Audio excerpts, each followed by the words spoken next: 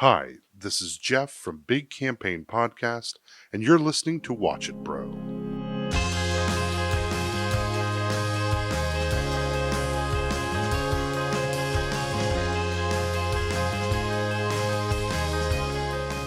Hello and welcome to episode 34 of the Watch It Bro podcast. I am Tristan, And I am Marshall. and today we're going to be talking about the 1999 film Galaxy Quest, which Woohoo!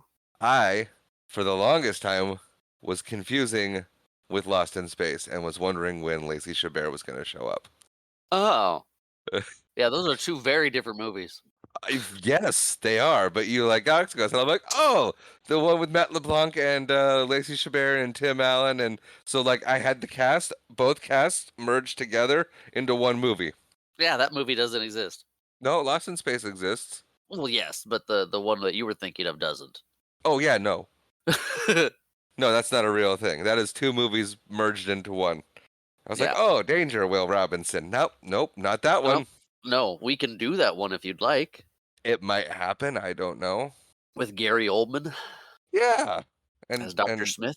Sure, never seen it. Okay, well, I've seen that one too. But like I said, we are not here to talk about Lost in Space. We are here to talk about Galaxy Quest. Yes, and this was my pick. It was Marshall's pick. And I had never seen it before. Do you want to say your thoughts now or wait till the end? Oh, we'll wait till the end. Okay.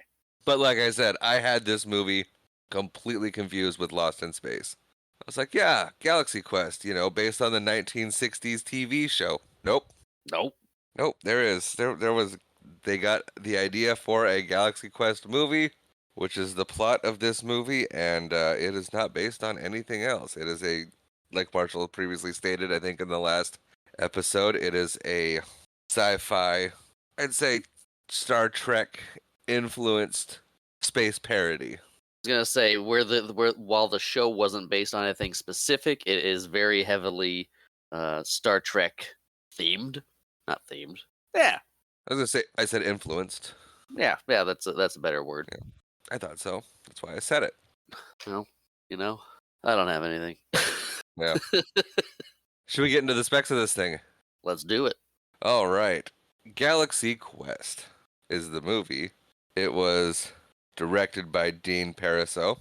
The screenplay was by David Howard and Robert Gordon. It is starring Tim Allen, who you might remember from such films as The Santa Claus, or TV shows as Home Improvement and Last Man Standing. He also voiced Buzz Lightyear in Toy Story. 1 through 4. And again in 5. Which hasn't come out yet. But is in the process. It is. Next on our billing is Sigourney Weaver, who you might know from the Alien franchise. Ghostbuster franchise. And the Ghostbuster franchise. I'm not super familiar with Ghostbusters, so Okay. And then we've got Alan Rickman, who probably most famously nowadays is Snape from Harry Potter. Yeah, I would say so. 8 movies worth. Yeah. Before that, Hans Gruber in Die Hard. Or the Sheriff of Nottingham from Robin Hood, Prince of Thieves. That too. As a lot of people say, it is not Christmas Eve until I see Hans Gruber fall from the Nakatomi Plaza. Most people watch the ball drop. We watch Hans Gruber drop.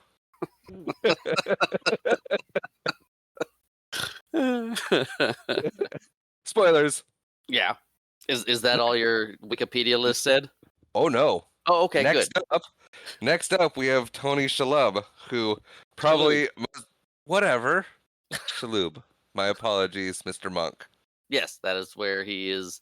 Probably most recognizable as Adrian Monk on the show Monk, who Rachel says is a rip-off Columbo, and I disagree.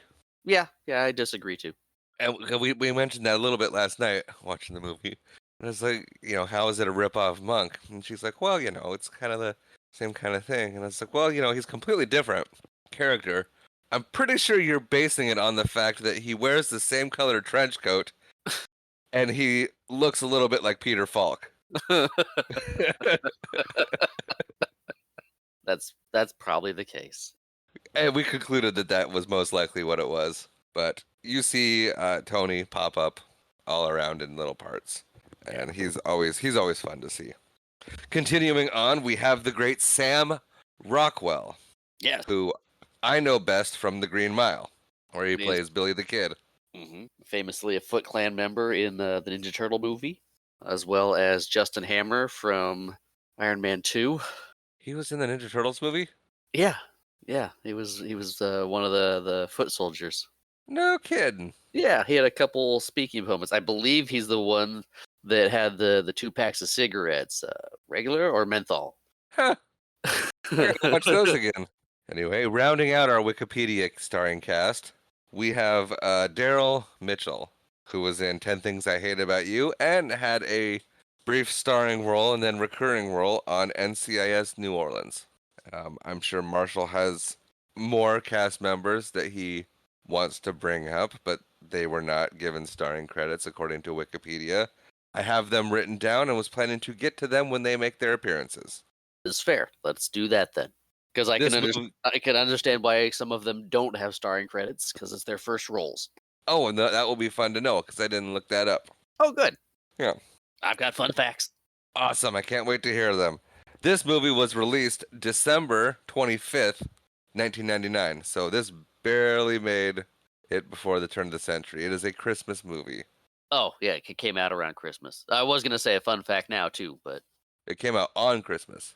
yes, It came out on Christmas Day. but it's not a And Christmas movie. no, it's not a Christmas movie. It just came out on Christmas Day.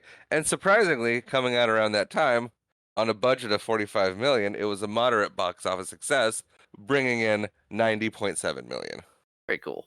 Yeah, But fun fact: there we go. early on in production, Harold Ramis was attached to the film. That would have been fun.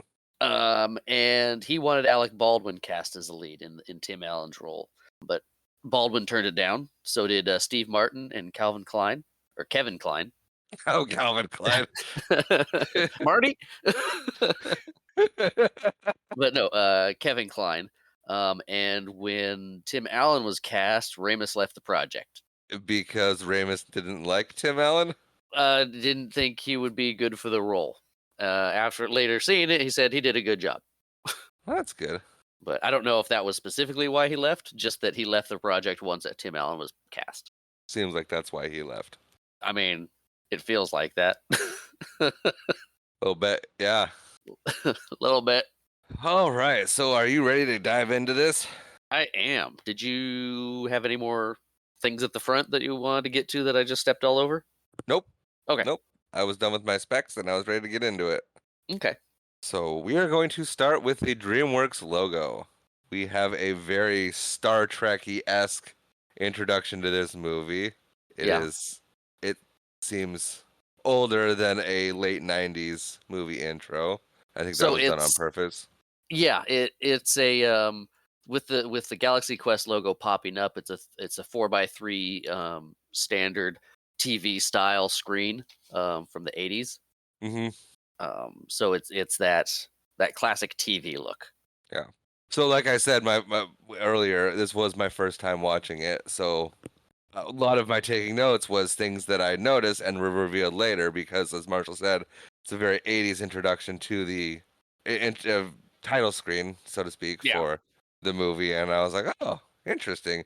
And then we get the reveal that it is, in fact, the intro to the show Galaxy Quest that exists within the universe of this movie.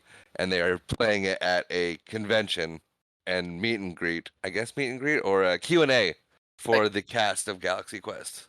Yeah, Q&A signing. They were at a con panel. Yeah. And before we leave the zone of the this episode, in this episode, since it's a older show, an actor named Corbin Blue plays a young Tommy Weber, and throughout the rest of the movie, it's played by Daryl Mitchell.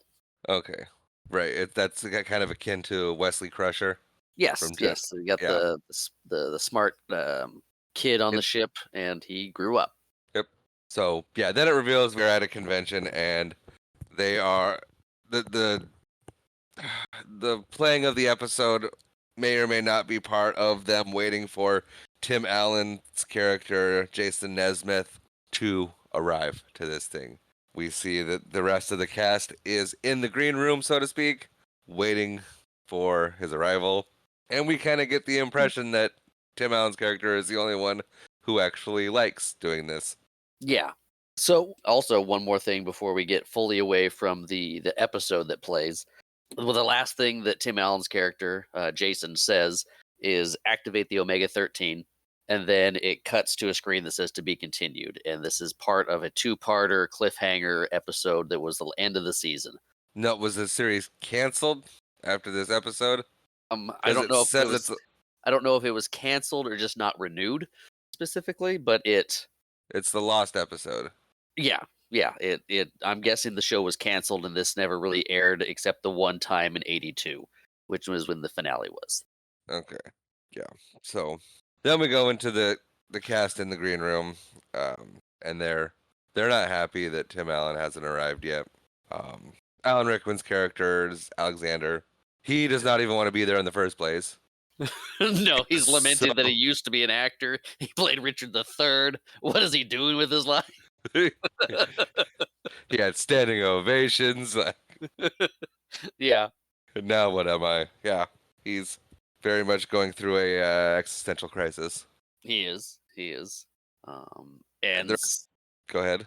I was gonna say, and Sigourney Weaver's character is telling him at least he has a character. That the last time she did an article, there was 6 paragraphs written about how she gets her chest inside her suit, and they never really ask her what she does on the ship or anything about it. It's just demeaning. Which Much akin to what I've heard Scarlett Johansson deals with the Avengers of she gets asked more about her costuming than about her character. yes, not so fun fact that the specific part of that with she's talking about the article that happened to actress Jerry Ryan on Star Trek Voyager. When she played Seven of Nine? Yes, when she played Seven of Nine. So there was an article like that. So this is definitely pulling at parallels to Star Trek, not only with cast and crew, conventions, and how things go with everything, with the dynamics of the show and things like that. Very good. Yes, so we're still backstage and they're arguing. And Jason Nesmith finally shows up. Yes. Completely oblivious to the fact that he's late Mhm. and people have been waiting on him and are not thrilled with the fact that everyone's had to accommodate his doing things on his own schedule. Right. We have Sam Rockwell, who is announcing or vamping the crowd at this point. He finally gets the thumbs up that Nesmith has arrived, as Alexander is decided he's done with the character completely and is trying to run out the back. Yeah, but like Alexander's running again. Yeah, so apparently this is very common for him. But we get a wonderful introduction of Sam. Well, introduction. We get Sam Rockwell doing a fantastic job announcing this crew of crews. Yes, and then I guess since this is a good point, we can touch on who everybody's playing. Go ahead. So we get Sigourney Weaver playing Gwen DeMarco, who in the show was Lieutenant Tawny Madison. We get, hang on, Marshall We actually took notes on this one. I did. We get Daryl Mitchell, who played Tommy Weber, who was playing in the show Lieutenant Laredo. We've got Tony Shalhoub, who was playing Fred Kwan, who was playing in the show Tech Sergeant Chen. At this point, we get a cut to Tim Allen and Alan Rickman fighting, and Alan Rickman's saying, "There's nothing you can say to make me go out there. I hate this thing. I hate everything." And Tim Allen's like, "The show must go on," and he stops and says, "I hate you too," and he gets ready to go out there. So we have Alan Rickman playing Sir Alexander Dane, who played Dr. Lazarus on the show. And then we have Tim Allen, Jason Nesmith, who is playing Captain Peter Quincy Taggart. That was a lot of names. It was a lot of names. I like how they a kid to Captain Kirk. He's got the 3 names. Yes. And Sam Rockwell does some weird kind of half-hearted echo Yeah, thing with yeah. his it's I mean not half-hearted, but it's not good. He's doing what he can to hype everybody up No, for he's the great. He's great at what he does. His yeah echo is not fantastic, but as a hype man, he's on it. yeah. So, oh, I was just gonna take over. I mean, we got Tim Allen's Jason Nesmith. Tim Allen's character is just eating it up. He's the star of the show, and he's like one of those guys that peaked in high school. Okay, Captain the of the football team that never did anything after that. yeah. Um, I think Tip from Friends. I suppose. I mean, he loves what he did. He loves the fans. He's entertained. He's all for it. He's there He's the only one. for himself. Yeah, everybody else seems Yeah. pretty over it. Yeah, they are. They are. But you do get subtle references to the fact that none of them have really worked since the show either. True, true. At least not big parts or big things. Yeah. Um, And this is their claim to fame. And yeah, they cut out Jason's mic when he's trying to talk to everybody to announce that there's going to be a signing at the booth. yeah, because that's what's important. Get the nerds to sign autograph or to the autograph signing. Yeah, Which I get it. I was a con nerd for a while where I'd go to the conventions and get the autographs. I got a wall of autographs. I'm aware. Our listeners might not be. Mom and Dad know. Okay, mom and dad do know. Leave a like and comment. Thanks for deflating that. Sorry. Wow, that was very mean. So we cut to them signing autographs, and Alexander not thrilled. No, he's not. get- But I mean, he's to the point people are dressed up, and he's got his famous line. by Grabthar's hammer, I will avenge you. Yes, he hates saying it, and he gets mad when other people say it. He does. He does. We also get Sam Rockwell coming up to the table. Yes, and we Uh, find out that he was a red shirt. Yep. He was crewman number 6 in episode 81, and he was killed by a lava monster.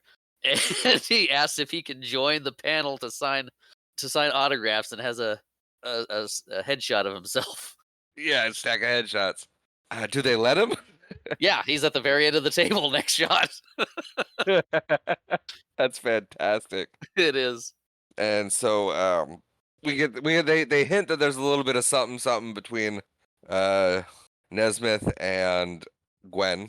Yeah, he's talking it up with the fans, talking about the show, talking about episodes and things in the episode. He kind of glances over and he's like, "Hey, what's up?" And she's just smiling because he's like, "Man, he really gets the fans, huh?" And they love him. Yeah, and then he gets up and he decides he's gonna go take a break, and then he runs into some people who don't quite look like they're people. I mean, I picked up on it right away. Anybody watching, I think, would pick up on it right away if they knew what the plot of the movie was. These are I don't want to keep adding in and jumping in. Go ahead. But before he gets up, he's just getting ready to leave. This is where one of our other main characters comes in, Justin Long, his first cinematic role. Okay. He plays a character named Brandon, and he's pops up and he's trying to get an autograph when Nesmith walks away. Oh yes, and he's with his little crew of people. Yes, he is.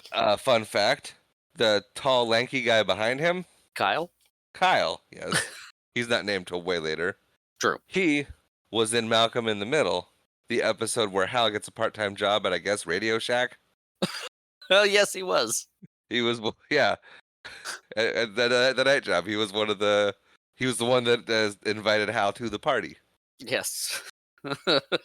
Invited him. He did invite him. But yeah, so out on his way to the bathroom, he meets a group of people who are very odd. Yeah, there's 4 of them. There's 4 of them. I recognized Missy Pyle right away. Okay. You might know her as Miss Pasternak in 2.5 Men. She was also in 50 First Dates. Okay.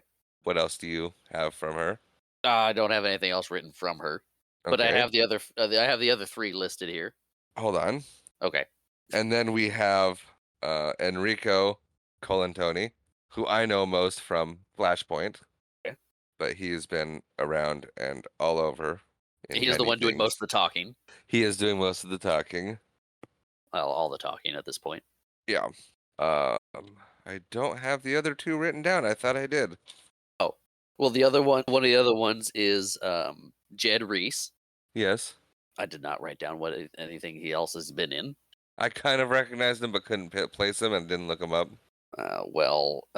Jed Reese was in a lot of bit parts here and there.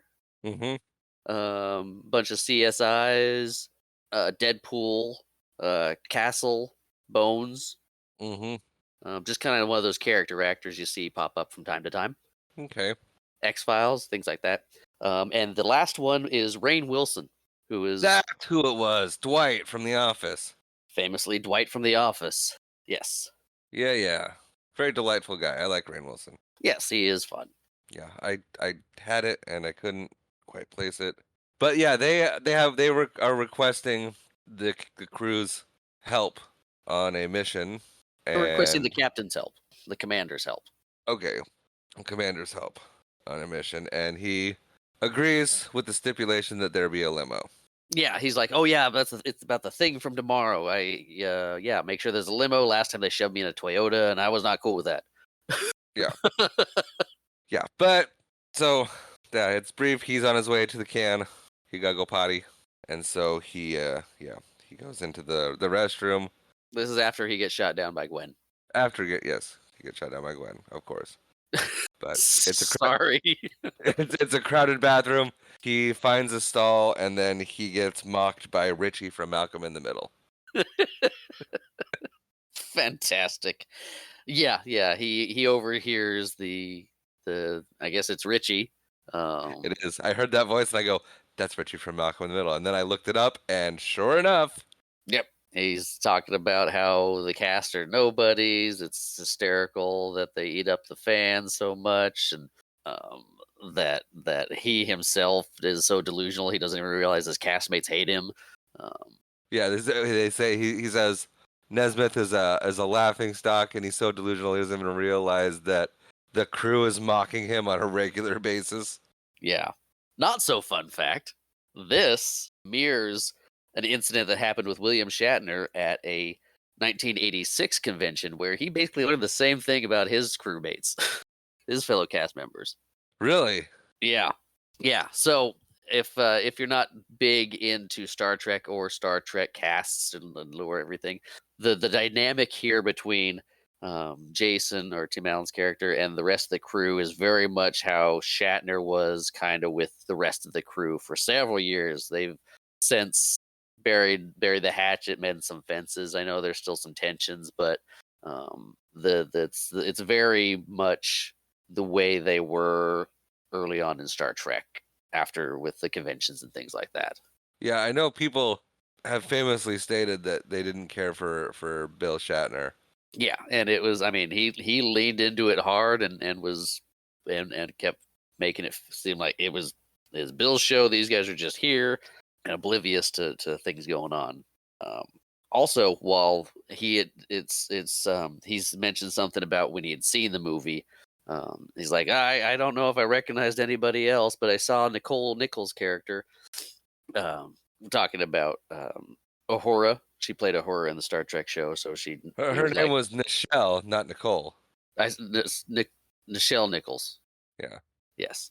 Yeah. But yeah. And fun fact, Yes. the reason we got Star Trek was because of Lucille Ball. We did.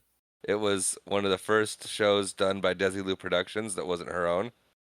She heard the pitch and loved it, and so she and her production company gave us a few seasons. Was it 2, Yep. 3? 3. 3 seasons of the original series. And then they did six movies. Wow. But we cut back to sad Jason. Yeah, he's in his chair signing autographs and just kind of shoving them forward. He is. You took every bit of happiness out of him.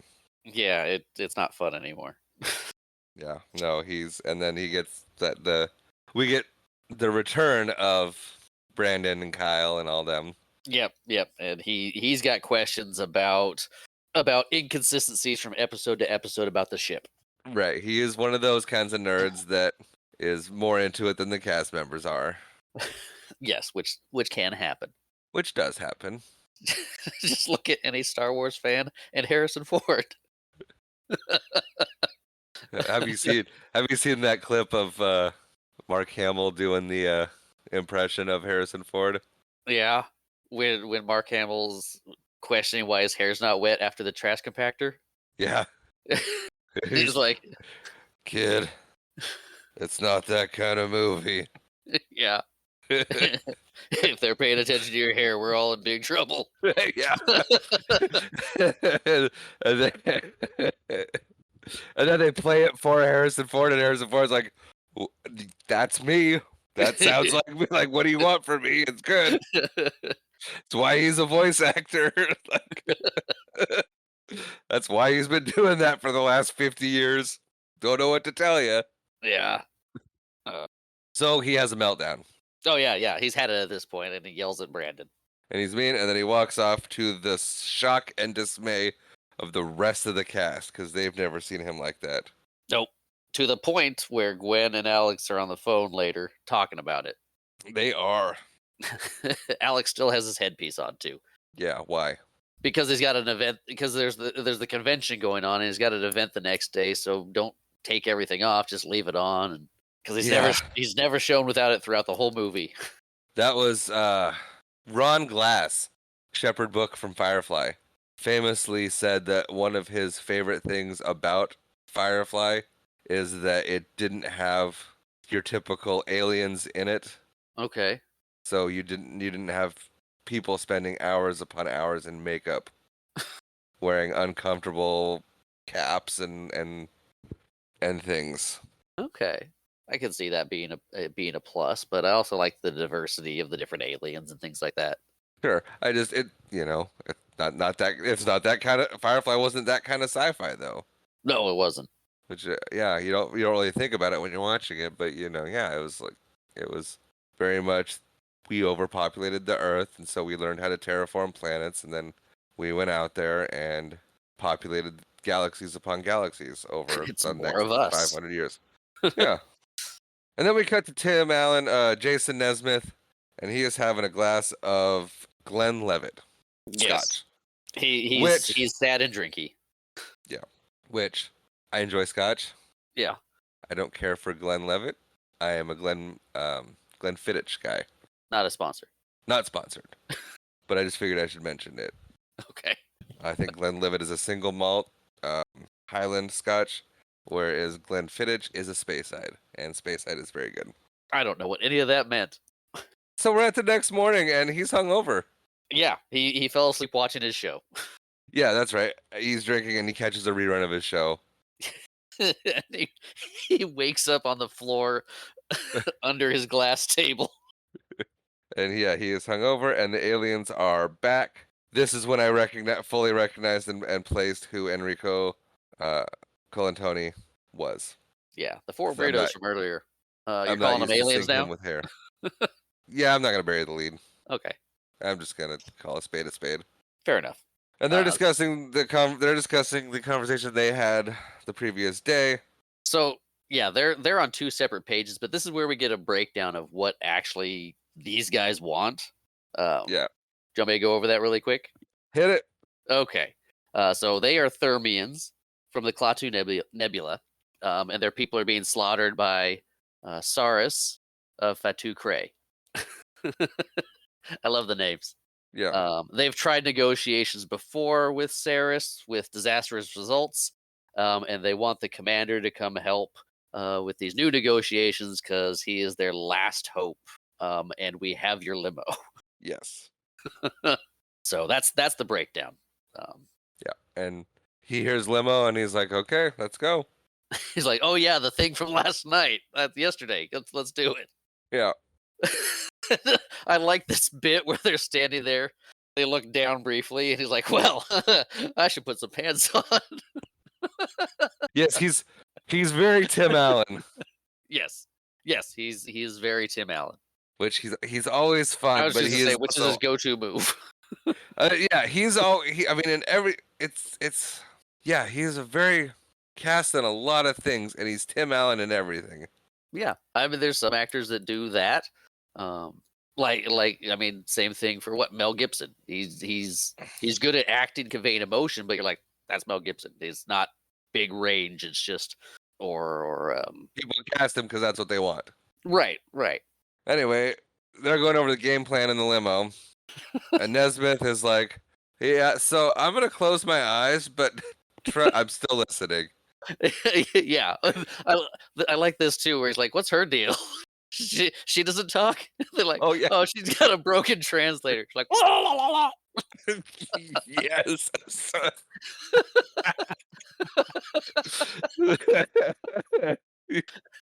He's like, That's great. You got a Coke." One of them pulls one out of the door for some reason. That's good. Yeah, that was great. But I Yeah. wanted to comment. So you see, okay, so she's Missy Pyle. That's her name, real Yes. name, and she is in. I don't want to say she's in everything, but she is in a lot of things, and I think she is quite underrated because everything I've ever seen her in, she is just fantastic. Yeah. But I don't really see her in any kind of lead roles or anything. Yeah. So I Trying to don't know. think what else I've seen her in, but I can't at the moment. Well, But yeah, Jason's like, I'm just gonna close my eyes. You keep talking, and we'll. I'm listening. I'm totally listening. And they start giving a history lesson of what's been going on in their world. yeah. So getting back to it, she was in Josie and the Pussycats, Oh, she Dodgeball, was. Dodgeball, Charlie and the Chocolate Factory, Oh, that's right. She was Harold Violet and Pop. Kumar, Harold and Kumar's Escape from Guantanamo Bay, Gone Girl,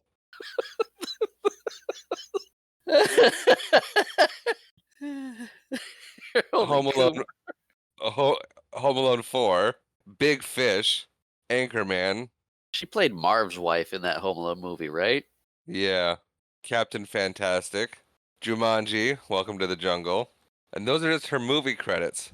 She was the girl that Ross dated when he got his teeth whitened, and she had the black light. She's like, "Your teeth are really white. What's wrong with you? What's wrong with me? It's 1999 and you have a black light." Like, great. But she had guest roles on the Drew Carey Show, Mad About You, Friends, Ally McBeal, The Tick, 4 appearances on Two and a Half Men. She was on My Name Is Earl, Grey's Anatomy, The Mentalist, Warehouse 13, The Mindy Project, Add props to Missy Hot, Pyle. Hot in Cleveland, Z Nation. I mean, she has been all over. Just a huge list of acting credits. I don't know why I went on that tangent.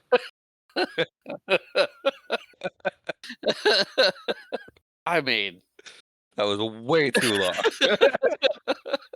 I wasn't gonna No stop offense you. to no offense to Missy Vile, but so after he takes a nap, he wakes up on a spaceship, or we see them get beamed up after he closes his eyes. Yeah, so the director at one point during this bit of the movie wanted to have a kind of Wizard of Oz type feel. So the original plan was for him to close his eyes and then be on the ship. Like, could it be a dream? Could it not be a dream? Like they did with the Wizard of Oz. And it's like, is it real? Is it not real? The studio's like, no, put the thing in there with the limo getting pulled up. We want to make it clear. And they're like, fine, we'll do it your way because studio notes. It was funny. Yeah. It was, whoop, oh, there he goes. Yeah. Yep. And then the dog shows up and looks up. Missed that part. Oh. But he's on the ship, and Missy's Missy. I never get her name. Lilara. Hang on. It's Lilari. Lalari. Yep. Okay. Her translator's fixed at this point, and she Yes. takes him to go have his meeting with Saris. Yes. She's like, Saris is coming. He's moved up early. He's like, oh, yeah. I caught this in the car. Saris is bad, right? Yeah. He's going over his notes. He sits down at the helm. He's like, "Do you have pages, or you just want me to wing it?" Right, because he thinks it's just like this whole acting gig. Yeah, he's got And this he's acting gig planned for that morning. Yep. He's and he's in a hurry. And he's got to get through. He's got this thing, and he says a quarter of an hour, 15 minutes. That works. Yeah, yeah. What? They ask him if he wants to get a uniform. He's like, no, I got this other thing in Van Nuys in 15 minutes or a quarter of an hour, 15. Yeah. Which poses the question: Does he has no idea where he's at? He's not planning on being on time to this thing. No, we know from past experience that he's never Right. he's not punctual. Right. But he's um Right. So he sits down in his captain's chair. yeah. He's impressed by the set and everything. He's like, hey man, usually they're just blinking lights and cardboard. This is great. Yeah, no, he's definitely complimenting their craftsmanship.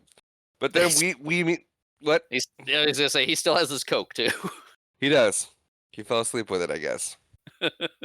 And so we finally meet Sarah's. Yes. Nesmith finally meets Sarah's. Right. He's up on the screen. He's like, wow, that looks really real. Yeah, that guy looks real. That's great. And so Sarah's is making his whole speech and his point that he wants the Omega-13. Yep. Wants to know what it does, blah blah blah. Which, if you remember, Omega-13 was in the show. Yes, it was the thing they were gonna activate at the end of that last episode. Right. And then everyone wants to know what it do. Yep. But like you said, Nesmith is in a hurry. So he just kind of cuts him off and says, fire blue cannon, fire the red thing. And yeah, let's blow him out of the sky and that should take care of that. Thanks. Yes. He's very like just shoot and go. Let's get this done. Shoot everything. Here, throw this at them too. And he gives the guy this his soda can. Right. Which, he's using the same everything seems to be still about this show. Yes. Which I'd never seen it before, so I was getting that and I was kind of confused, like why is it all the same? Oh, okay. And so we'll get into that. Yeah, we will get into that. That was fun. And so so Nesmith gets up and walks away. They apparently fire and do exactly as instructed. Yep, and he's trying to find a way out.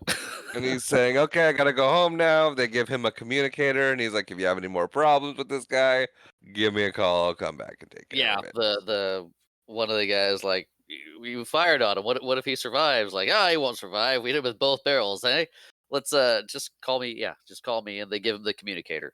He's like, hey, this is really real too. Really good job, guys. Yeah, and so then he's like, I need to go home, and they go, okay, well, it's right through here. Stand on that little doohickey, and we'll get you home. He gets covered with the purple slime, and everything opens up to him standing on a launch pad with the only thing between separating him from the void of space is some mysterious goo. Yep, and it's a great shot because he's just on top of. I think he's on top of the ship. Yeah. He's standing there. You see a planet with rings, stars. It's a cool looking shot, and he's like, Could you imagine that moment being your realization that everything you just did was real, and you are in fact standing somewhere in outer space? I think the only thing he was thinking of is like, I'm in space. What's going on? And then they launch him like a torpedo. Oh. It's like yeah, like a Tim Allen torpedo. Yep. Or pinball. But yeah, he shoots off and goes through a wormhole and lands at home. It's just the look on his face when he lands is just shaking. It's just like, yeah. looks like a chihuahua that just got scolded. Like, what happened? Yeah, and then we cut to the crew. They're at the Van Nuys event, all giving their lines for the grand opening of this store. It's an electronic superstore, but yeah, they're it's Circuit City. Basically, they're doing a ribbon cutting. A guy has joined them this time. Yeah. Crew member 6 or whatever. Yep. And Alexander reluctantly says his line. Yes, very. And then he gets jabbed in the ribs. Like, fine. Yeah, he's just sitting there, and they're like, "It's your line." He's like, and then they're just out signing autographs again because they do that everywhere they go. Yeah. So yeah, because And that's then what they do. Nesmith, yeah, and But Nesmith shows up now. on his way, he runs into Brandon again because this is Right, they still a. I mean, it's a signing, so his guys are showing up, and we find out that he was the first appointment he was supposed to have this morning. He's like, "Hey, I guess there was a scheduling conflict that the thing he thought he was doing with the guys in space was actually Brandon's little project they were working on." Oh, I missed that. Oh yeah, he's like, "Hey, I guess there was a scheduling conflict," but they run into each other and he drops his Switch tricorder. communicators. They switch communicators. Yeah, and they're identical. Yes, which probably confused you. I didn't pick up on it until Okay, in a minute, okay, because he comes to the crew and he's just stoked about what just happened, and he's telling them all about it. And he's like, yeah, "No, they gave me this," and he holds up his communicator, and the other guys hold up their communicators. So I'm like, "Oh, I thought they switched, but this is a comedy, so maybe they didn't." I still haven't, this last horse has not crossed the finish line at this no, it's point. okay. And he's like, "Come with me, guys. We're gonna go into space. I was just in space. They modeled everything to look like our show." That's when it hit me. I was like, Yeah, that's why the communicators. That's why it looked all so familiar. Why it. He didn't question anything about it not being a replica set. right. And then that's why all of his commands fired the blue pulsators and the red plasmas and whatnot. Why that was, you know, Exactly. because it was like he thought it was like a fan fiction kind of Right, stunt. like a little fan movie that's being made, and it's like, I'll be in your fan movie. Yeah. So then I finally got there, and it's like, oh, okay, that makes a lot of sense now. But the crew is not happy because he's late. They think he's gone insane or he's on goofballs, Right. hopped up on goofballs or something. And so they tell him to Pound sand. kick rocks. And so he do. And then the crew's getting ready to leave, and they're in the car and they're chatting. And Monk is the voice of reason. Chen, I guess, is his name. Yeah, that's who he plays. His name's Fred. Fred. Yeah. That's right. Fred is the voice of reason of like, I just can't believe everybody walked away from a job that could be the next thing that kicks off our career. And Yeah, they all have that moment of like, oh, Do you think it's a job? It could be a job. could be a job. Well, if he's gonna get paid, we're gonna get paid, and that's when they decide they're going to join him. Yeah, and the Thermians have shown up again, and The termites. yeah, and they're like, Saris lives. We need you back. Yep. That did not go the way you planned it to at all. He did He's survive, and now he's He mad. survived. He's really, really bad. But they think there's a job, so they're like, well, he's not gonna soak up all the money from this, so we're gonna go too. And they do. And they meet the Thermians, Yep, or a hologram of the Thermians. Missy Pyle, Missy Pyle. your favorite Thermian. I don't know. I kind of like all the Thermians. I like Quill, Quillick. Quillick. Yeah, he was fun, but we haven't met him yet, have we? No, we've just met the four. Quillick is not one of them. Yeah, and so Nesmith is already up on the spaceship, Yeah, and she, Gwen tells Lilith, Jane. She's later known as Jane, so I'll call her Jane now. Lilari.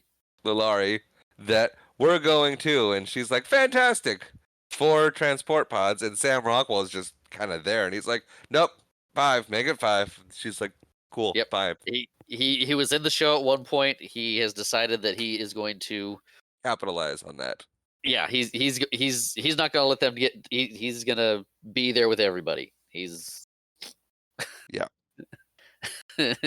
And so she's like, all right, just stand on those little spots, or the spots to kind of appear underneath them. And they Yep. all look down and they're like, this is a little fishy. Yeah, like what's this? What? Yeah, what's going on? These are great special effects. And then Lilica is like, I can't wait to meet you in person. And she kind of just disappears. And then they're like, oh, something really weird's going on. And then the slime overtakes them and they get launched up into space, except for Fred. Yeah, he's at the vending machine. He's at the vending machine. He misses his ride. Yeah, he looks over, he's like, "Hey guys, where'd everybody go?" Yeah. And then they land on the spaceship, and I think Tommy and who else? I think Alexander are the ones that have a similar expression on their faces that Nesmith did his first time. Yeah, yeah. Gwen Guy, is guy Gwen's is pretty fine, and Guy's like, this is awesome. guy's kind of petrified at this point. Oh yeah, and maybe he is too. Maybe Gwen's the only one who wasn't terrified by what happened. Because when they land, these squid-like aliens come in with proby devices. Yes, which is their final form or their true form. Yeah, their true form. Yeah, so the Thermians have this true squid-like appearance, and they come marching in and start trying to check their temperature and poke them in the eyes, things like that. Make sure everything went fine. Yeah. And they're like, "Oh, I'm sorry." They hit their little thing. They didn't have their cloaking devices on. They're like, "We didn't mean to scare you." And fun fact, as they back out and everything kind of settles for a second, and then Guy screams, That was so good. it just hits him. Uh, Sigourney Weaver had no idea he was going to do that, and that was her true that jostle she did was her reaction. It startled her. That's funny. And then Fred shows up. He's like, "Well, that was a thing." Yeah. Uh, completely unfazed by any of it. Yeah. So, also fun fact. Is he eating snacks while he's doing that? Yeah, he's That high the thing? whole time. Is he? Yeah, which is why he's unfazed by basically anything that happens. So his character is supposed to be Yeah. stoned? Yes. Okay. I did not know that. Yeah. They did not mention it. Nope. It's mentioned later. It's like, "Are you stoned?" But So, but yeah, he's just having a grand old time. yeah, he's like, "What's up with them?" Jason's like, "I don't know. Come on, let's go to the ship." Yeah. And so then we get the real introduction to the fact that, like, apparently they get cable out in wherever the termites are from, Thermians. Thermians, and they have watched all of the historical documents. Yes, they've seen all the historical documents. They've based everything off their society off of them, and it's worked since they've been doing it. Yes. And then, what is it, Gwen that brings up, like, what, Gilligan's Island? Yeah, you're like, you can't truly believe that Gilligan's Island is like, "Oh, those poor people." Yeah, well, they are very they are very saddened by the people of Gilligan's Island. They are. I am very saddened by Gilligan's Island. So yeah, they get I mean, TV. I wish it would have gone longer. It was 3 seasons. 3 seasons, yeah. But they get cable out there, I guess, and they have no idea what a TV show is. Correct. These are what they're seeing as historical documents. Right? They think that people from Earth record their lives. Yep. And we find out that they've been doing the same thing, recording their journey for ever since they Right. started. And this is a good lesson as to why live audiences and laugh tracks are essential. So aliens don't mistake your TV shows for actual historical documents. Gilligan's Island has a laugh track. I stand corrected. So yeah, they all look at the spaceship and they let Nesmith know that he is needed for surrender negotiations. He misinterprets that as Saris is going to surrender. They walk briefly through the barracks Yep. and meet the entire rest of the population of the termites, Thermians. Yes. Because in a moment we're about to see what's left of their planet. Yes. And now they're prepping for negotiations. They need to fly out, I guess. Yeah. So the ship has being repaired, getting restocked, and they're getting ready to go. Right. And they get on the bridge, like, "Take your positions." And the crew is dumbfounded, but they're also in awe that everything is like real versions of their set. And then Nesmith turns to Tommy and goes, "All right, fly us out of here." Yeah, he's looking at it. And then you have your first of many whoa moments. Yeah. And so he's like, "Well, okay, Like, hey, they built it by watching you. Just do what you do. do what you do." And he's like, "Okay." And he is sweating profusely. Well, He's yeah, he's flying a ship. Yeah. And then I did not see this coming, and I'm not sure why, because it is a comedy, but it made it so great that I didn't see it coming. Because this could be one of my absolute favorite parts of the movie, where he's taken off, they're moving forward, they're veering left. You see everybody's head start to tilt to the right, Where they want to be going like this. where This they way. want to go, like, let it go. You see Tommy make zero effort whatsoever to correct course, and then they scrape all the way down the runway. The Thermians are completely unfazed by what's going on. They're just like, oh, guess Yeah. that's how he flies. And then they finally make it out of the launch pad, and they clap for him. Yeah, they all cheer like, hey. No, they don't clap like that. They clap. Well, Like- they can't see that. I'm clapping. They clap like they're imitating crocodiles.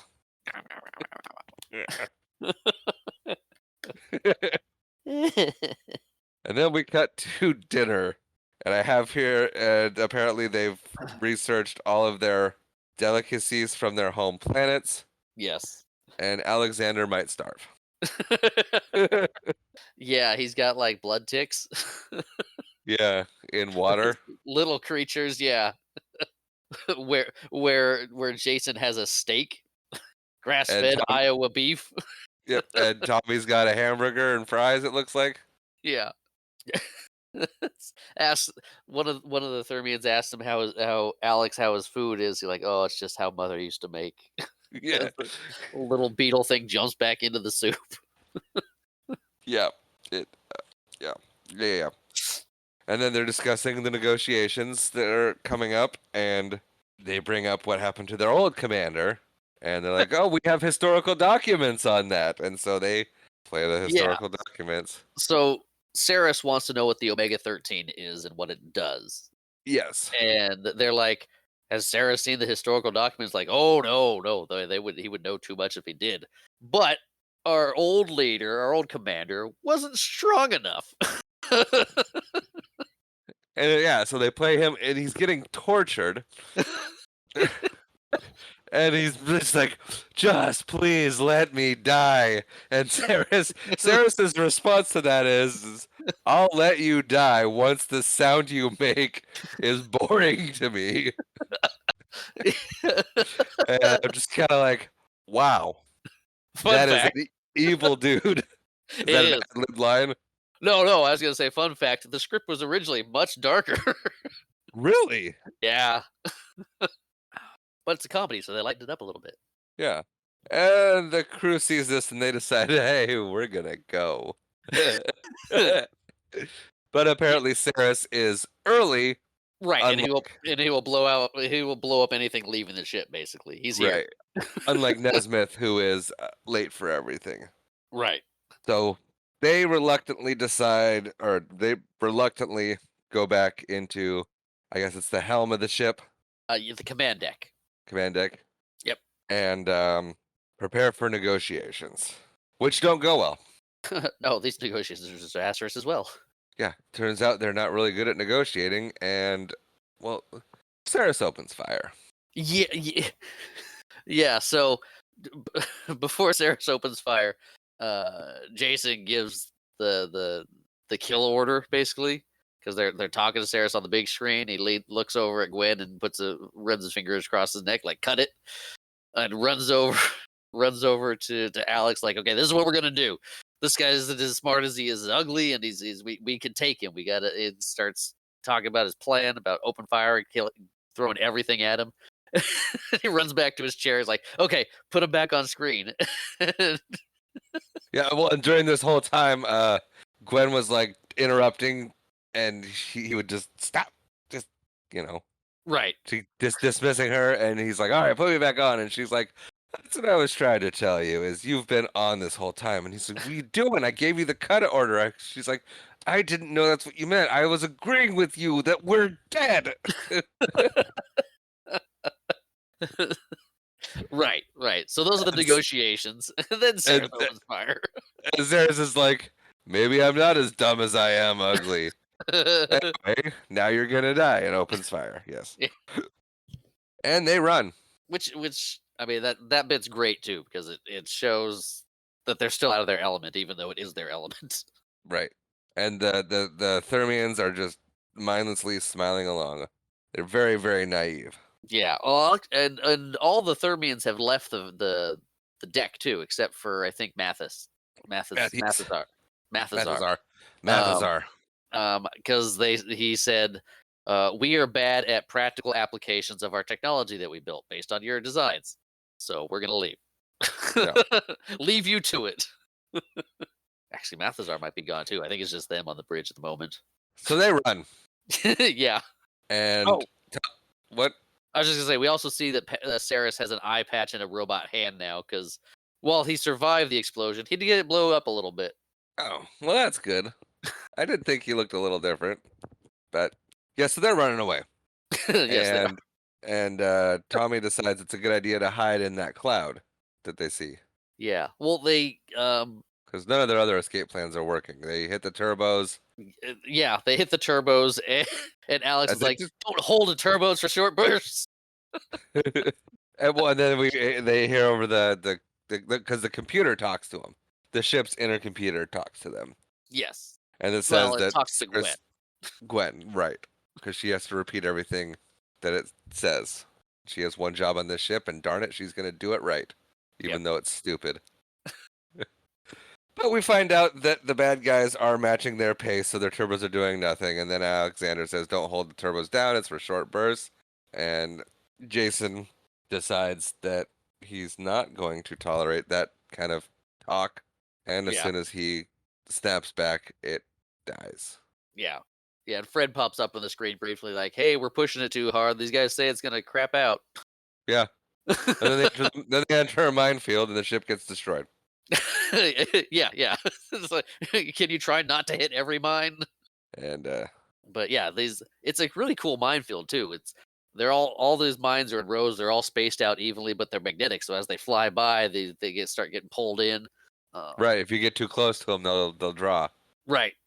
And for a novice pilot, that's well, that Right. ain't He's good. going right. He's going right at him basically.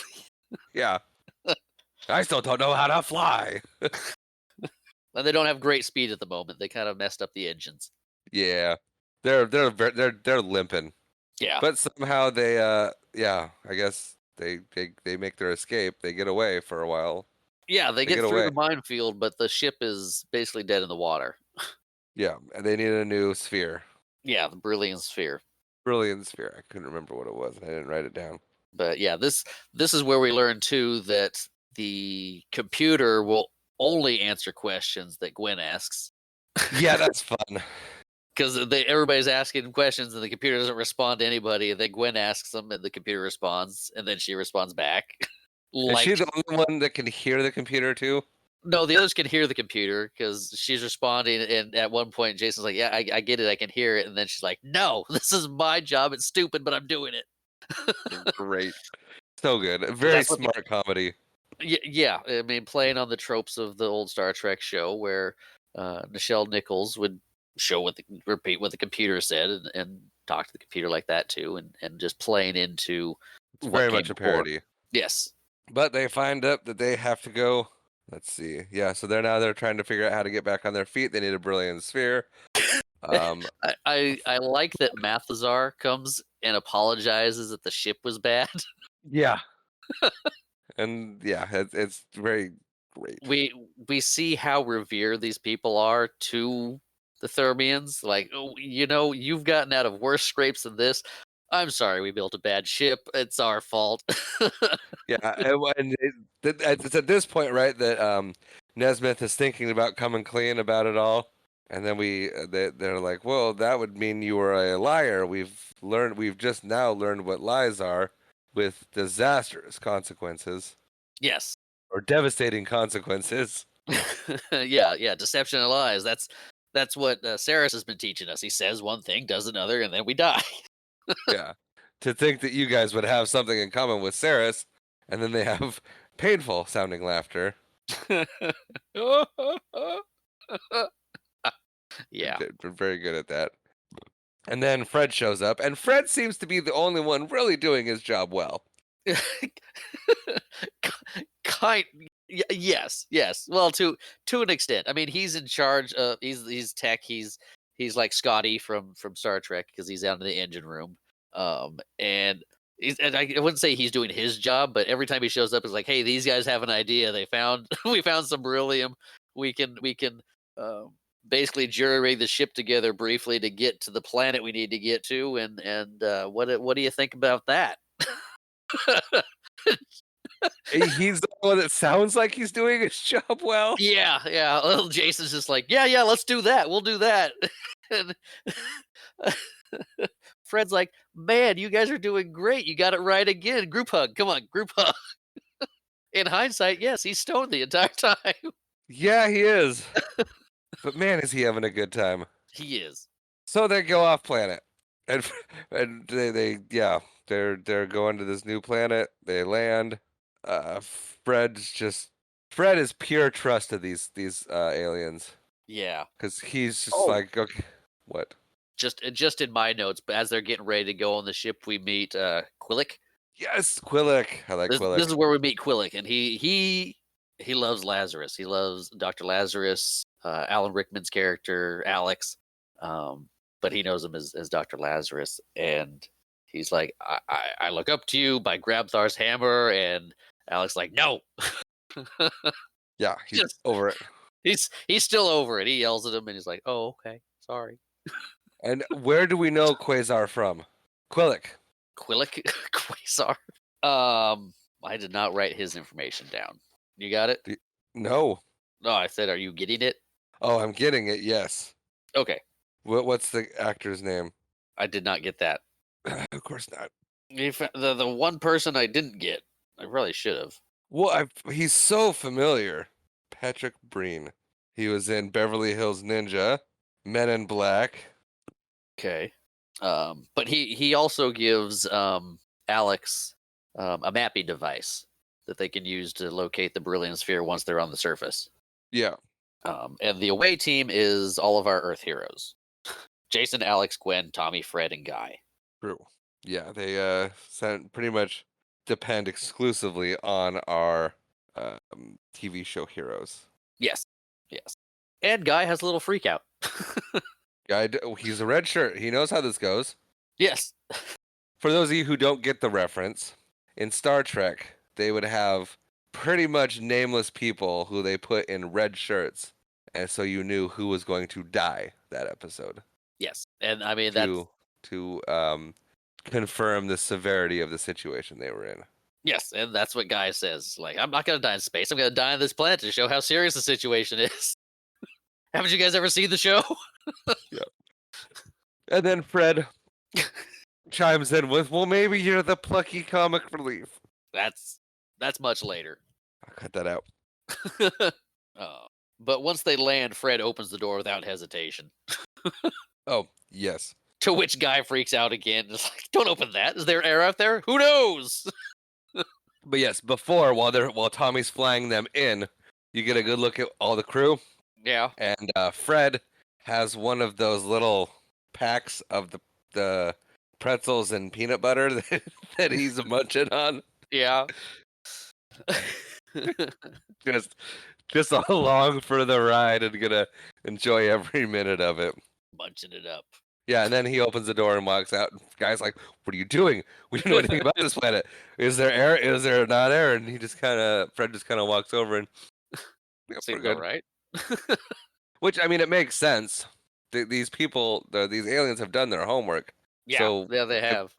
If they didn't, prepare them for the atmosphere not being hospitable to humans, they would have let them know. Yeah, they would have sent them with something. Yeah. So they're off on an adventure for what they're Yeah. looking for. They find it pretty quick. I was gonna say, we get a cute little scene Alex holding the map locator upside down, which is a nod to the first season of Star Trek when Leonard Nimoy was holding the tricorder backwards because they were unfamiliar with the props at the time. Oh, that's funny. Yeah. So he figures it out like, no, it's this way. Let's go, guys. And then they walk for like 50 yards, and then they see a whole gaggle of them. A mining camp with a bunch of beryllium spheres. They decide they're gonna go get one, and then aliens show up, and they are adorable. Yes, like, well, maybe those are the miners. And Fred's like, yeah, they got to be like what, 3 years old?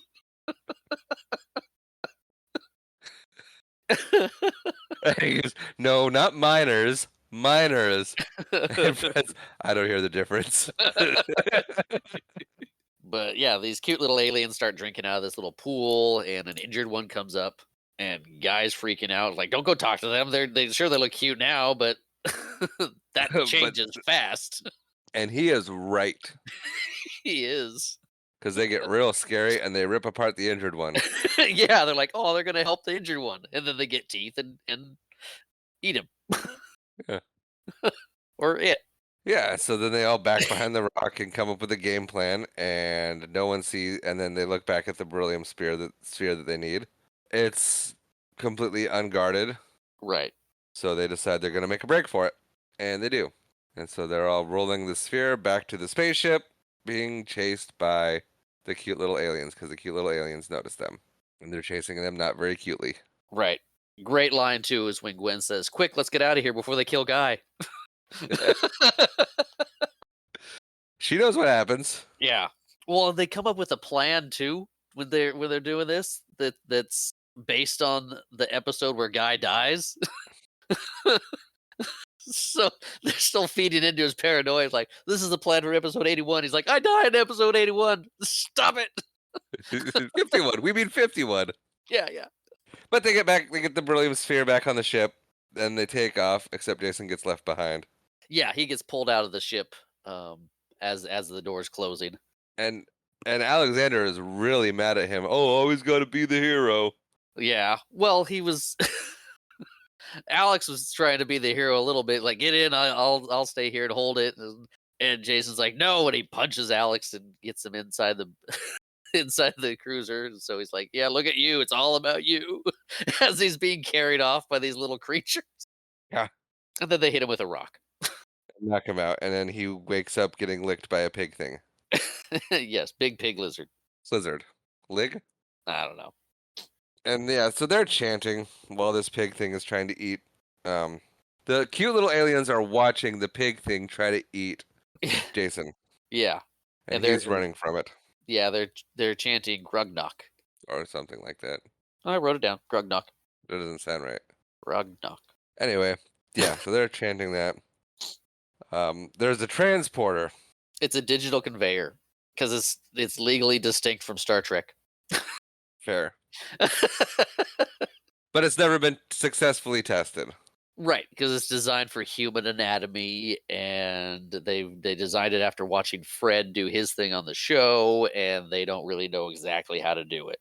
Right. So it's like you said, it's designed for human anatomy. So they're gonna try it on the pig thing first. Yeah, try it on the pig lizard. And it's Fred's job to do it, and he does it, and it transports the pig lizard thing inside out. Yeah, it shows up inside out. Everybody screams. Yeah, I think Jason can hear what's going on, so he's like, "What happened? Nothing. It worked." And the Thermian's like, "It's inside out." And then it explodes, and he goes, "And then it exploded." All right, you're next. But they're still chanting Groglig. Grugnok. Whatever. Thought there was an L in there somewhere. No. Anyway, but so they're still chanting it, so that's not what the pig thing is called. Right. Then they hit the translator circuit. And they're chanting rock. And then we see a stack of rocks get animated and turn into a rock monster. Rock Fun monster? fact. Rock monster. We were at the beach. It was a rock monster. we died.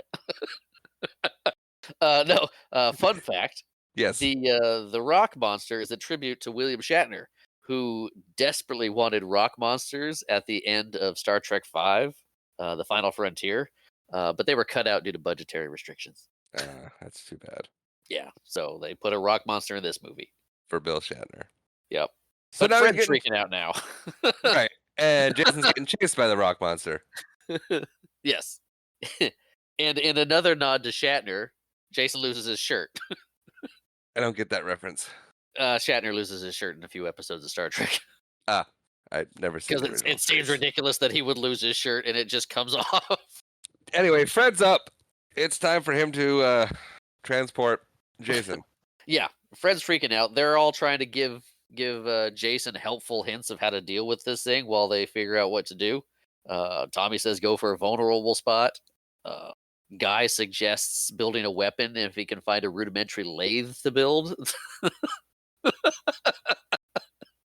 Which is just ridiculous and gets treated as such. Yes, Alex tells him to find out what its motivation is and what it wants. Finally, Fred just pushes the button, and it works. Yeah, he's trying to get psyched up as his friends, but as soon as he sees Laurie, he's like, "Oh!" and zips up his little coat. Yeah, And they definitely have googly eyes for each other. yeah, he's like, well, I'm gonna impress her." Yep, but it works. They get the Jason is back in one piece. He's excited. Everyone's starting to like. Yep, the Brilliance Enjoy- chair's already been installed. Yep, their ship's back at full power, and they think they've escaped. And so we find out that all the Thermians on the ship are all that's left of Yeah, the he's like, Thermian "Well, you race. can drop us off at home and go back to your home." It's like, "Well, this is it." We don't need to go home. The planet's barely there, and this is all that survived. He's like, "Oh, I didn't know. That's my bad." Whoopsies. And then Saris is on board, which is no fun. Yeah, he's trying to get Malthazar on the line, and Saris and everybody shows up and basically kicks the door and like, "We're here." Right, and they're torturing Mathazar now. Yeah, We go there, and now Saris is threatening to kill everybody because he wants the Omega 13. Wants to know what it does. Jason doesn't know what it does. He says he doesn't know what it does. He says he's not the commander. Saris is like, "What are you talking about?" And he's like, "Okay, full disclosure here. Play the historical documents." and Gwen says, "Computer, play the historical documents." And then Gwen says it except for it to actually happen. After a minute of everyone just kind of standing there staring at each other in confusion.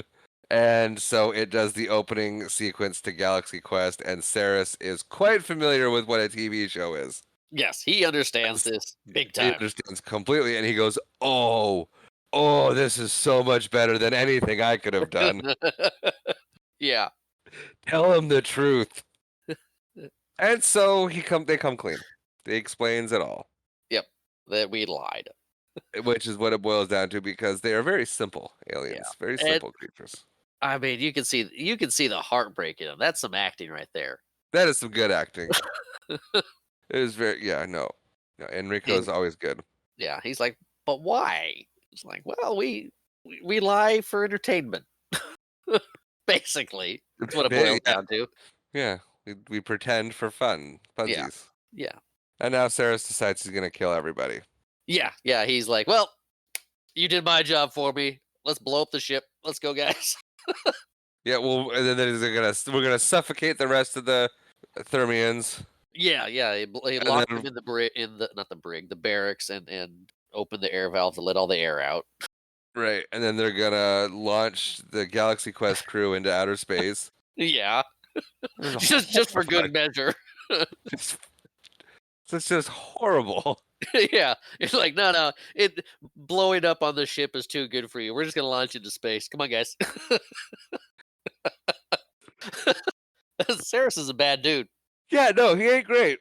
But they stage a rebellion. Yes. So Alex and what? I was gonna say, so over the intercom, the computer says there's 9 minutes left. Oh yes, for self-destruction. Yes. I was gonna say fun fact, but I mean, some movies are good about the time frame and length of movie. There's still 30 minutes left of the movie.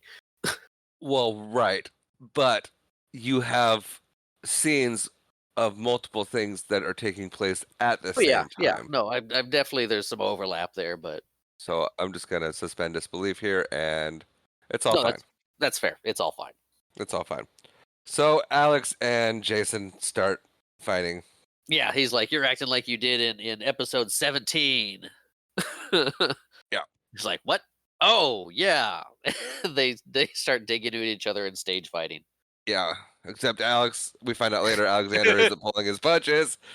So it turns out he has a little bit of resentment he had to let out. Right. You called me an overacting hack. But they end up knocking out the people and launching them into space. The bad Yeah, guys. yeah. Fred hits the.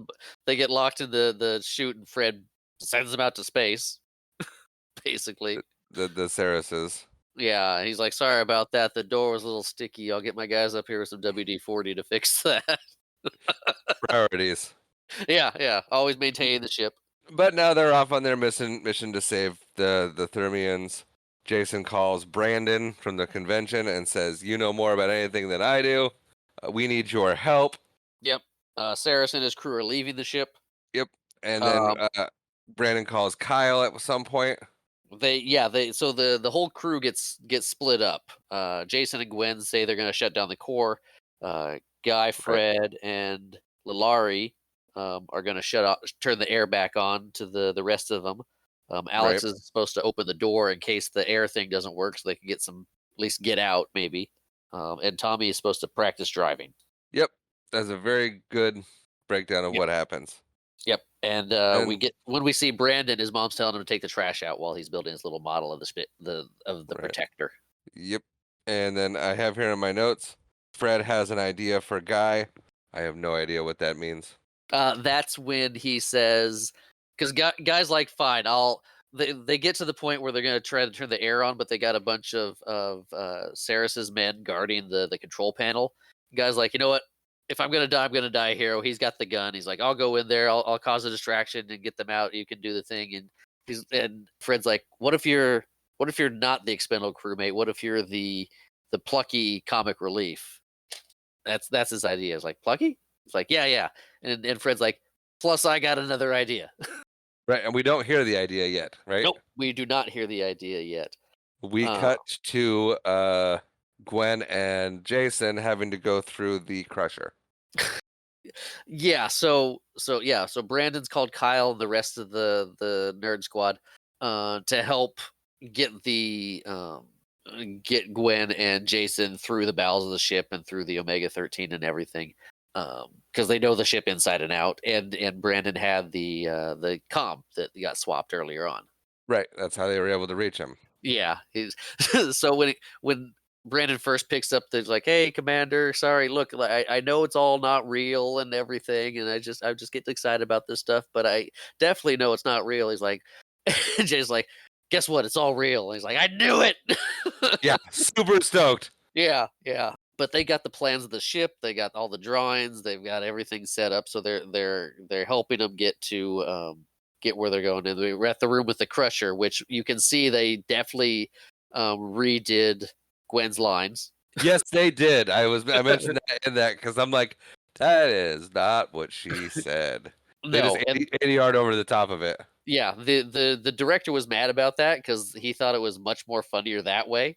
The original way, just out of nowhere, is just the F-bomb. Oh right, yeah. Yeah, but then it stops being a family movie. That bumps up to PG-13, which is, and it's a PG movie. Right.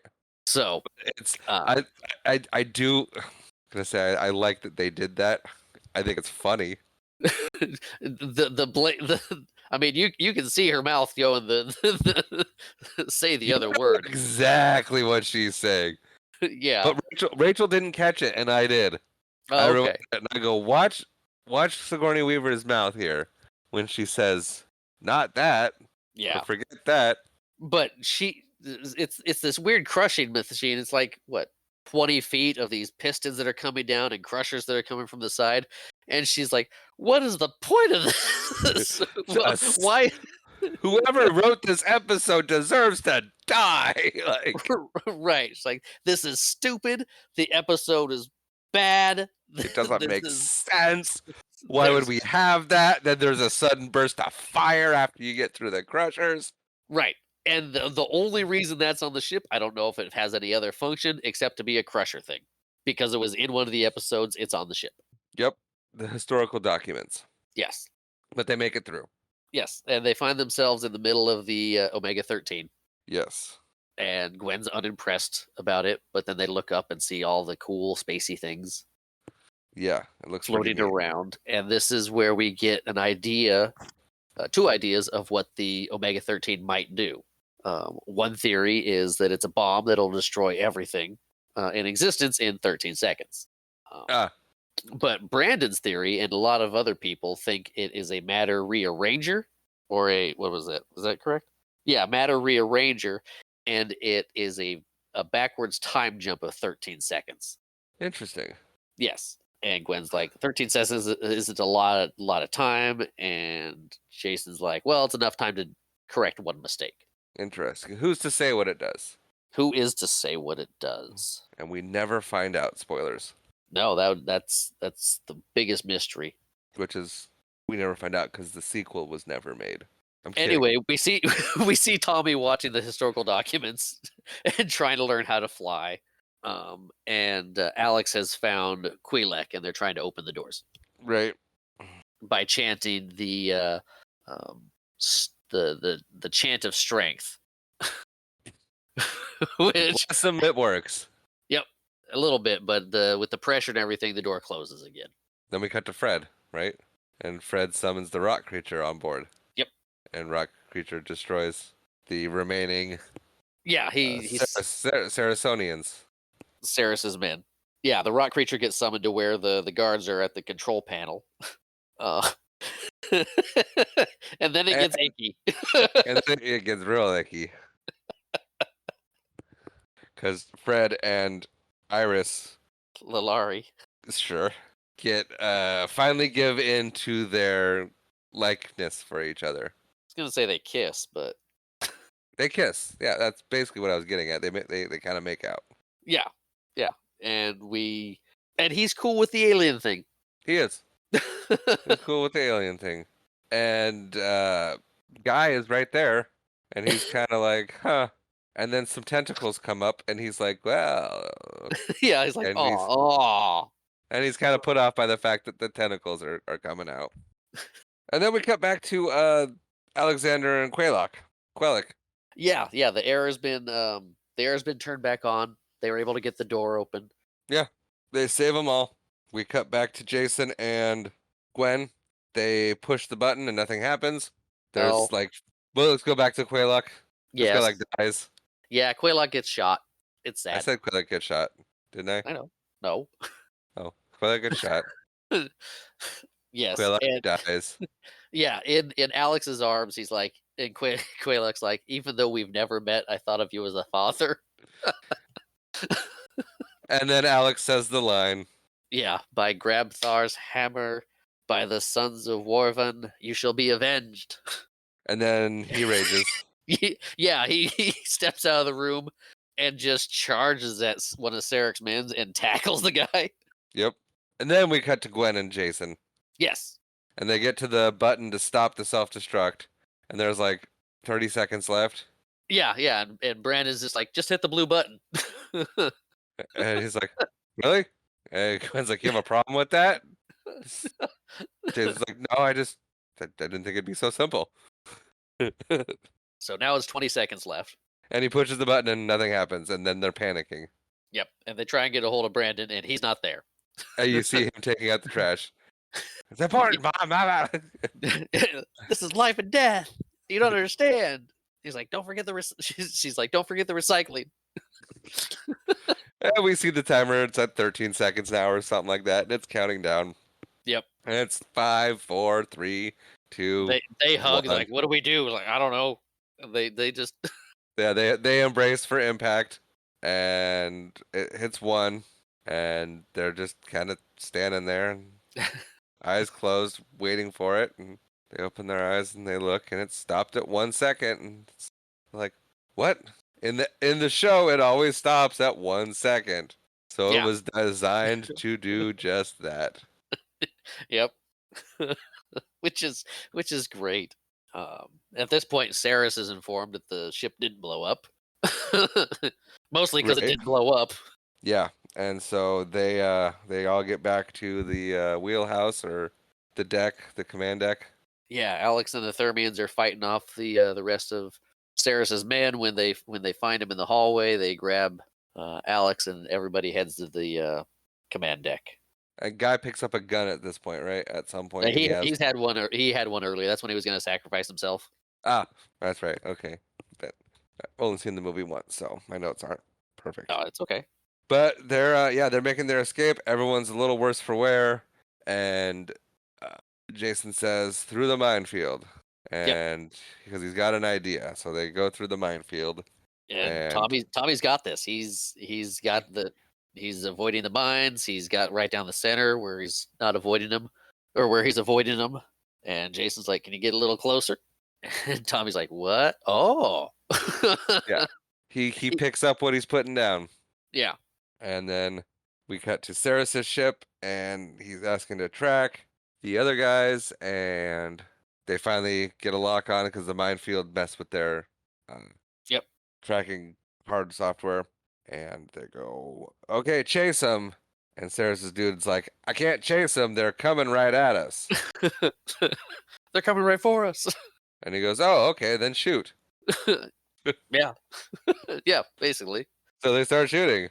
And then Jason and Saris have some dialogue back and forth. Yeah, yeah.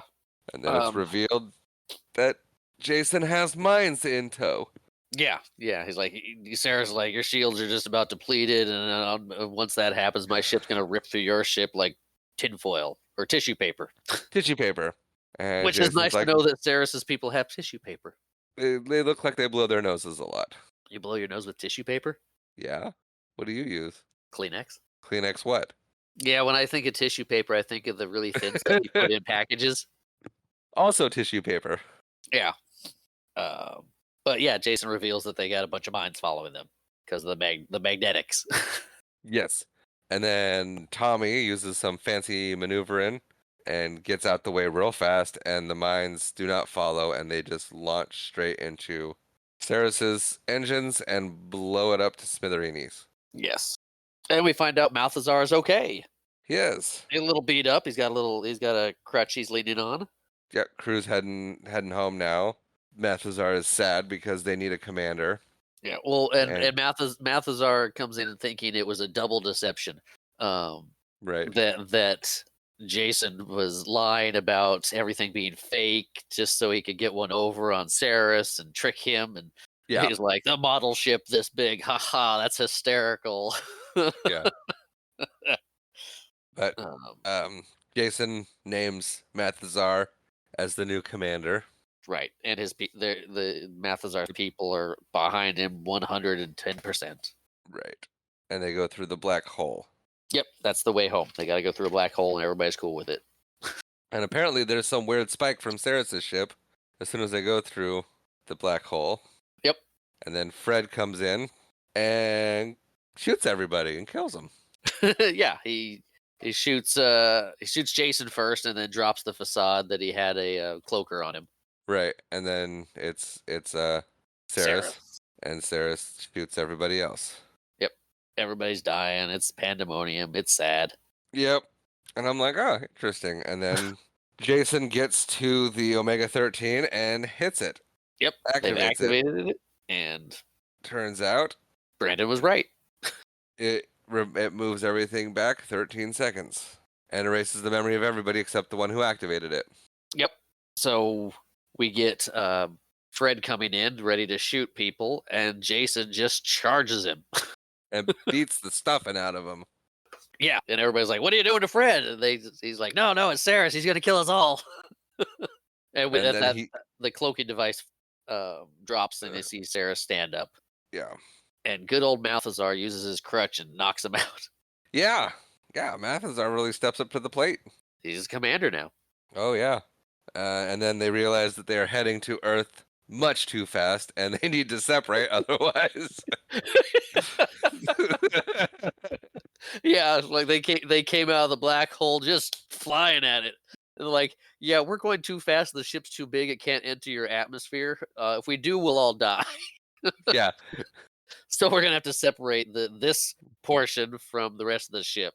right. And so they do, Yep, they get all of Mathazar's people down on deck too. except for one. What? Except for one. Well, then they call Fred to come up, and Fred got Lalani. Yep. And he gets Mathazar's blessing, which I like that they added that. Yeah, he looks down, sees they're holding hands, and he's like, "Eh." And Math's like, "Aw, that's sweet." Yeah, go ahead. Go ahead. And so Two crazy kids. Jason's back on the phone, communicator with Brandon. Yep. And we see Brandon running off with an armful of Roman candles. And his Yeah, mom's like, "What are you doing?" And he explains exactly what's going on. And she's like, just kind of stares blankly for a minute and then goes, "Dinner's at 7." Yeah. So And I turn to Rachel and go, "Oh, the 90s." so when he came down with the fireworks, like we're gonna help land the ship. It reminded me of Flight of the Navigator, where the kid's brother was getting the rockets and stuff on the roof to show where the house was. I haven't seen Flight of the Navigator. I watched it one time about a year ago, maybe, Oh, but okay. before then, I hadn't seen it in 38 years. His brother gets on the roof with a bunch of fireworks to try and show him where the house is, so he can land the ship there. Anyway, so they all get to, I guess, the convention center, it's headed straight for the convention center. and the nerd crew is there with their Roman candles, launching them. Yep. And it's working. Brandon almost gets landed on. Yeah, he gets knocked over by the wind of it, but it's that ship was way low. Yeah. Oh, and I forgot to mention before, when Brandon's running out with all the Roman candles, you see on the news that there's a news story about the convention, and the entire crew of Galaxy Quest didn't show up or call or anything, to the They just dismay disappeared. of a bunch of fans. And then, so the ship lands, and it goes straight through the wall of the convention center, Yeah. right into where the panel is supposed to be happening. Luckily, no one was hurt. It lands at the perfect spot. And the crew gets out one by one, and they get announced by someone who's not Guy. Right. It is like, holy crow, look at that. It's the crew. Yeah. What an entrance. Wow. Yeah. Looks like they just came off a mission. Yeah, Tommy comes out, and then Gwen comes out. Another crewman, because Guy comes out. They don't know who he is. And then Fred comes out, Fred and friend. Yeah. With a friend or something. The more the merrier, I think he says when Guy comes out. Another crewman, the more the merrier. Yeah, the more the merrier. And then, so they're all out there, and then we see Saris wake up. Yeah. And then One last go of it, Saris. Yeah, and so he exits the ship, and everyone's like, "Oh my gosh!" And Jason sees the gun, rolls, picks it up, and just blasts him into oblivion. Very anticlimactic ending. Just It one shot into Saris, and he blows up, disintegrates completely. Right. No one gets messy. Nope, it's great. It's great, and it's a perfect ending for the little scene, the opening scene they were doing for the benefit of the congoers, I'm sure. Yep, and then Jason and Gwen kiss. He's like, "Love is in the air, everybody." Yep, and then we cut to the intro to the Galaxy Quest reboot. The journey continues. Yes, where 18 years later, there's a new show.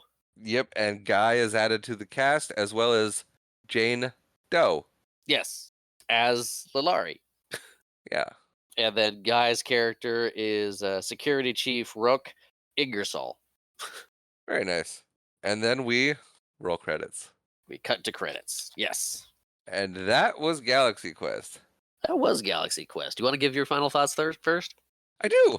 I will Okay. give my final thoughts first. First. First of all, I would just want to say that the fact that I had never seen this movie before made us talking about it a whole lot of fun. Yeah. I don't think I've had quite this much fun in an episode in a long time.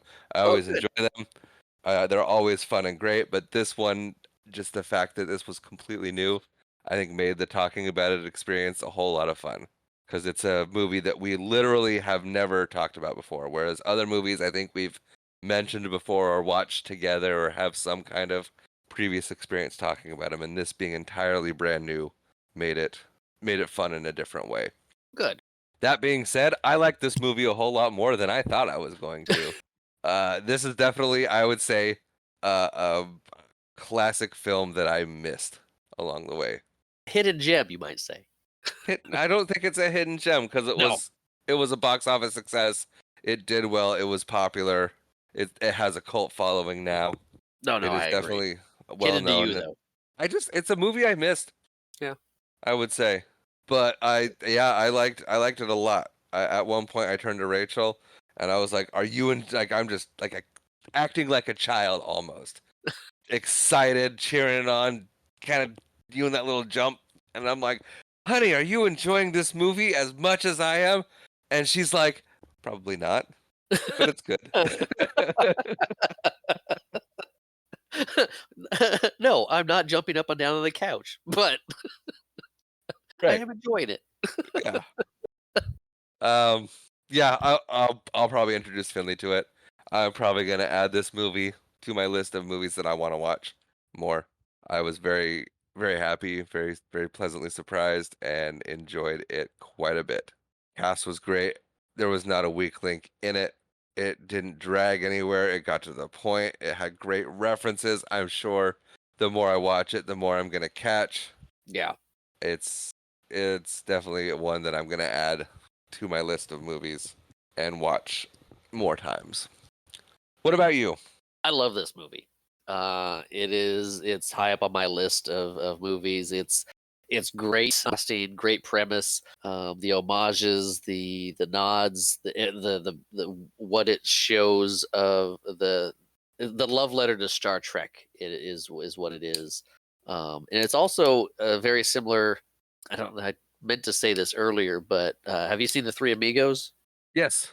It's a similar vein of that, where the town hires these heroes that are actually actors, and it's very Three Amigos um, style that way too. But I think they did a fantastic job with it, and yeah, I'll keep watching it. Nice. But yeah, they were gonna do a sequel to it, but plans of it got derailed when Alan Rickman passed away. Right. Oh, and then Uh, Tim Allen, a couple years after that, they talked about reviving it again, the sequel. Yeah, so at the moment it's actually still on the table. They might do something. What I've heard most recently about it when I looked it up was as of 2023, they're in talks with Paramount Plus about doing a revival series. Okay, That was all I've heard so far. okay, that would be I, interesting. I haven't heard how that's going, if it's still in development, if there's any progress done on it. All I heard was that was the last discussions that have happened about it. I would be But interested to see what they could do with it, and how they could do it. 26 years later, Yeah, but a third revival series. there was a comic book done in like 2008 Was about it. there? Yeah. I did not realize that. Yep. Yep. There's a comic book series about it. I think there might even be a couple comic book series for Galaxy Quest. I know it's got a pretty big. It's got a pretty big, like you said, cult classic. Pretty big fan base. Mm-hmm. It does. Like I said, it's that love letter to Star Trek too. So it's got a lot of fans on that side as well. Yeah. But yeah, I had a lot of fun. I'm glad I picked it. It was just as fun as I remembered it, because I hadn't seen it in a while, but I remember always liking it. But yeah, Yeah. it was a lot of fun. I agree. I'm glad you picked it too. Hey, But yeah, so that wraps up our final thoughts, I think. yeah, I don't think I have any more fun facts. I think I went through all of them. And now we move along to the next part, one of our favorite parts, this podcast. Man, we're good with transitions. You'd think after over a year of doing this, we would get there, but no. You'd think. Well, you know what? Let's let's get up, hop on our Segway, and roll on over to the next bit. was going to say, fun fact, the inventor of the Segway died by driving his Segway into a lake and drowning. I thought it was off a cliff. That could be an urban myth. No, it was into a lake. Okay. But, I okay, wouldn't call that a fun fact. no, I think I might just cut that out. Okay. So on to our next film. Yes, what is next? So, as I mentioned on your last episode with my last pick, how Rachel heard that you let your wife pick a movie, Yes. she demanded that I let her pick a movie. Okay. And if I had done her pick last time, we would be watching a different movie, but she has since changed her pick. Both of these movies that she had chosen are ones that I have never seen. Okay. The new one is one that I had never even heard of. Okay. And I don't know if you've ever seen it or have ever even heard of it. Okay. So this might be a very, very fun episode where we get to actually watch a movie for the first time and discuss it together for the first time. And we are traveling back to 1984, and we're going to watch a little film called Cloak and Dagger. I have never heard of it. Neither have I. So, Do you know who's in it? No information on it. Just no, this is like she mentioned it, and I'm like, what? 1984 film. There is not a single person in the cast that I recognize. all right. This should be fun. It is a American spy adventure film. Okay. So that is what's happening, apparently. This should be fun. It'll be interesting Yeah. No, I'm excited to. to see what we're in for. Yeah. Yeah. Knowing nothing about it, going into it kind of blind. I think this should be fun. It should be fun. I agree. And Rachel did say that she thinks that we'll like it. Okay. So we'll see. You don't seem optimistic. I watched the trailer for it. Oh, did you? Yeah, Okay. it actually kind of looked fun. Okay. Well, then I am excited to go on this journey with you. Yeah, it's gonna be. I'm looking forward to it. Anyway, with that, we would like to thank you all who joined us today or whenever you listen to this episode for joining us as we took an intergalactic journey with the crew from Galaxy Quest. If you'd like to reach out to us, you can do so. watchitbropodcast@gmail.com.